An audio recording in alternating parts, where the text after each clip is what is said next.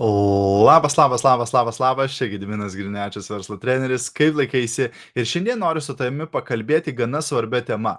Kaip žinoti, kad tavo tikslas yra iš Dievo arba harmonijoje su visata. Būtent kaip žinoti, kad tavo tikslas yra geras, kad tavo kėslai arba ketinimai yra geri, kad tai yra iš geros intencijos, o ne iš blogos energijos.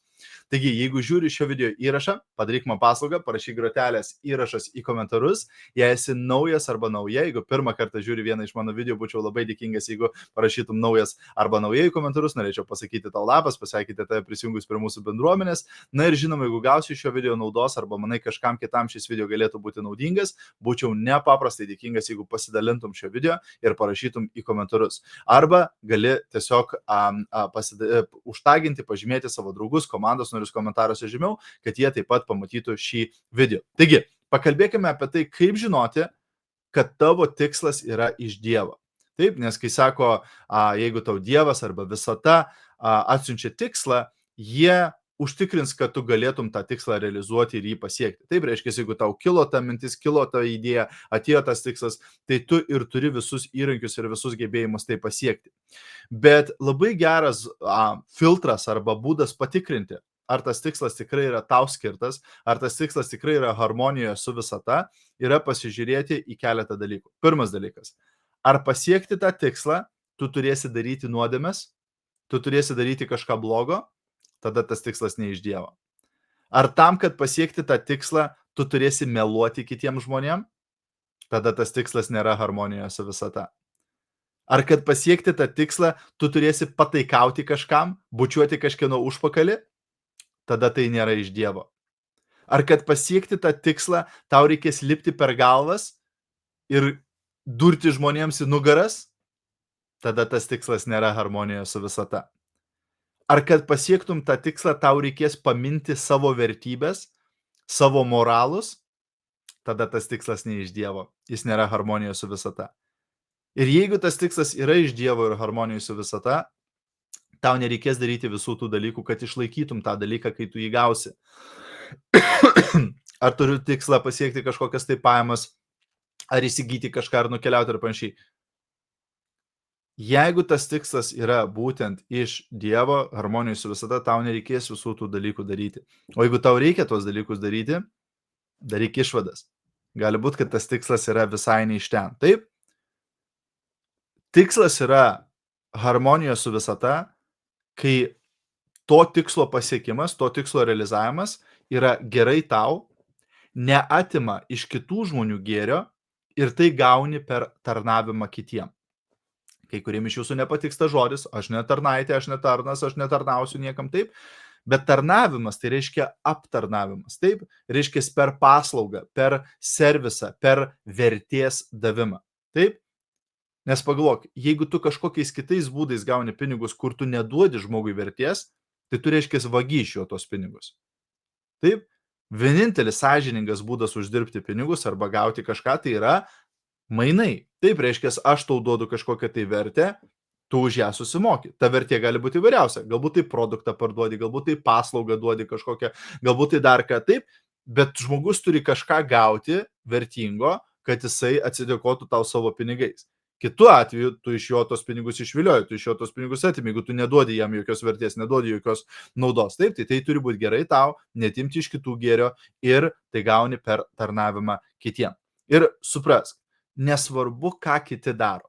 Kartais kyla pagunda sakyti, na jo, taip, kad aš pasiekčiau savo tikslą, aš čia turiu lipti per galvas, aš čia turiu šiek tiek meluoti, aš čia turiu tą daryti, bet va visi tai daro mano kompanijoje ir visi tai daro mano komandoje. Blogai yra blogai, net jeigu visi tai daro. Gerai yra gerai, net jeigu niekas to nedaro. Net jeigu visi tai daro, tai nereiškia, kad tu turėtum tai daryti. Atsimeni, kai buvai maža mergaitė ar mažas berniukas, ką sakydavo mama, jeigu kiti šoks nuo stogo ir tu šoksi. Taip? Turi prasme, ar ne? Nesvarbu, ką kiti daro. Jeigu kiti nesąžiningai daro, jeigu kiti meluoja, jeigu kiti apgaudinėja, jeigu kiti lipa per galvas, jeigu kiti duria žmonėm į nugaras, tai reiškia, kad tu turėtum dabar daryti tą patį vien dėl to, kad jie tai daro. Aš jau geriau nepritapsiu prie tokio kolektyvo. Taip, aš jau geriau būsiu ta balta varna ar ta juda avis, taip, bet aš sieksiu savo tikslo būtent, kuris yra su Dievu, kuris yra harmonijos su visata. Taip? Nes jeigu tai tau kainuoja ramybę, tai yra per brangu. Ir aš tikiu, kad daugelis iš mūsų turime tą moralinį kompasą giliai viduje. Pas kai kurios galbūt jisai šiek tiek giliau, pas kitus šiek tiek jisai aukščiau paviršiaus, taip, bet visi mes žinome, kai darom kažką, kas yra neteisinga, kažką, kas yra nesažininga, kažką, kas yra neetiška. Taip? Ir nesvarbu, kaip mes bandom kitus apgauti, kaip mes bandome pasirodyti ar panašiai, vieno žmogaus, kurio tu negali apgauti, tai tas, kuris yra tavo galvoje. Taip? Tas žmogus, kuris žiūri į tave iš veidrodžio vakare. Taip?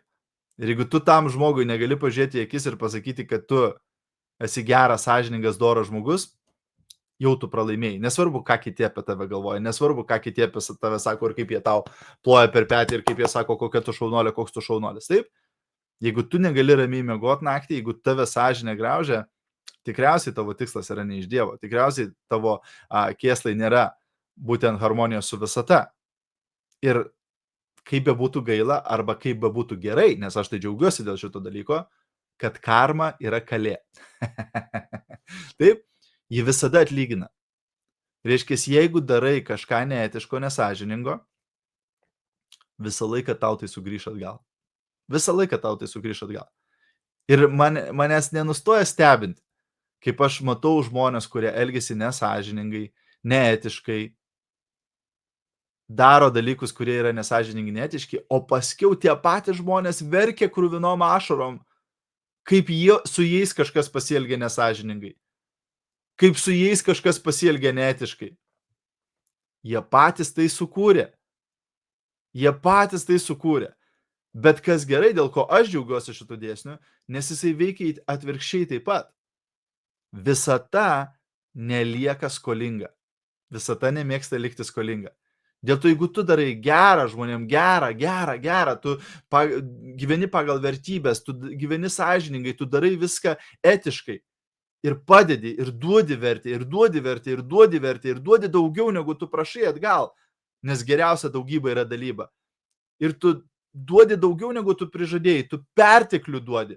Kas atsitinka? Dabar visata tau lieka skolinga. O visata nemėgsta likti skolinga.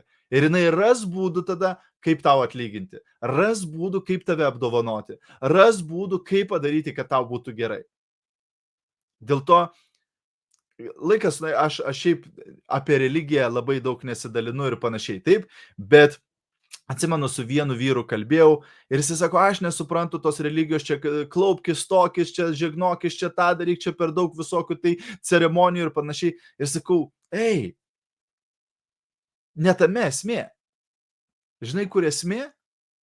10 Dievo įsakymų. Nevok, nežudyk ir taip toliau. Jeigu tu laikaisi tų taisyklių, žinai ką? Tu turėsi labai mažai problemų gyvenime. Tos taisyklės nebereikalo sukurtos, taip? Kad mes gyventume pagal tą moralinį kompasą. Jeigu tu laikysies tų taisyklių, mažiau bus dramų tavo gyvenime, mažiau bus problemų, mažiau bus sunkumų, tavo verslas labiau klesties, tu uždirbsi daugiau ir tau bus lengviau gyventi, kai tu laikaisi tų taisyklių, taip? Ir visos religijos turi tam tikras taisyklės, taip? Kad padėti žmogui būtent žinoti, kokiu keliu keliauti, taip? Tad jeigu tu statysi savo verslą su etika, statysi jį sąžiningai, statysi jį pagal savo vertybės, ir aš tikiuosi, kad tu turi vertybės ir tu pagal jas gyveni, pamatysi, kaip bus, ne tik tai rezultatai bus geresni, bet bus jausmas geresnis. Ir kartais tu turėsi paaukoti kai kurios rezultatus. Kartais tu galbūt lėčiau progresuosi link savo tikslo, nes tu tai darai sąžiningai, nes tu nelipi kitiem per galvas. Kartais galbūt tu neuždirbsi tiek daug, bet tu jausies gerai. Tu miegosi ramiai. Ir žinai ką? Tai yra pats geriausias jausmas. Kai tu gerai jautiesi viduje, darydamas tai, ką tu darai. To aš tau ir linkiu. Tikiuosi šitas video tau buvo naudingas, jeigu buvo naudingas, būčiau nepaprastai dėkingas, jeigu pasidalintum juo ir taip pat kviečiu tave į naują kursą, kuris startuoja balandžio 8 dieną, tai yra 10 000 sekėjų per 90 dienų. Jeigu nori padidinti savo auditoriją, pritraukti daugiau sekėjų, daugiau klientų, daugiau komandos narių, turėti didesnę įtaką skirtingose socialinės medijos tinkluose ir nori, kad aš tave laikyčiau už rankos, visas tas 90 dienų duosiu tau į video kiekvieną dieną, duosiu tau tekstus kiekvieną dieną, duosiu tau idėjas, strategijas. Kiekvieną savaitę turėsime mokymų skambutį, kur mokysimės, kaip tapti dar geresniais marketeriais. Tada tave kviečiu jungtis prie šito kurso, spausk nuorodos šio video aprašyme, ten rasi visą informaciją ir pasimatysime jau kurso viduje. Ačiū, geros dienos ir iki greito. Čiau, čiau, visą, iki.